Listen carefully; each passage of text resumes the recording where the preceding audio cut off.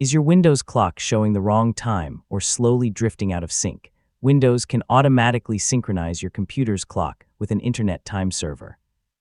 In this guide, I'll show you how to sync Windows clock automatically in 2026. First, open the Start menu and select Settings.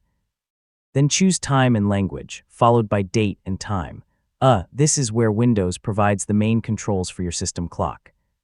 Look for Set Time Automatically and make sure the switch is turned on. With this option enabled, Windows can automatically adjust your system clock when synchronization is available. Next, check your time zone. Make sure the selected time zone matches your current location. If your time zone is incorrect, your clock can still display the wrong local time, even when automatic synchronization is working correctly.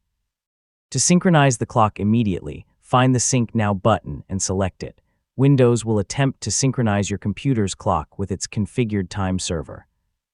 After a moment, check the result and confirm that the displayed time is correct.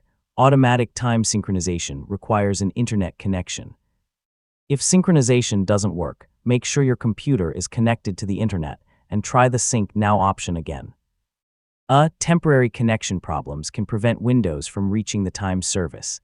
If your clock continues to show the wrong time, open the additional date and time settings available in Windows. Depending on your version, you may be able to access more options for changing the date, time zone, or regional settings. Finally, return to the date and time settings and confirm that automatic time remains enabled. Check the displayed time and make sure the selected time zone is correct.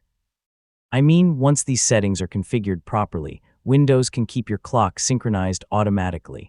And that's how to sync Windows clock automatically in 2026. By enabling automatic time, choosing the correct time zone, and using Sync Now when necessary, you can keep your Windows clock accurate and up to date. Thanks for watching, and I'll see you in the next tutorial.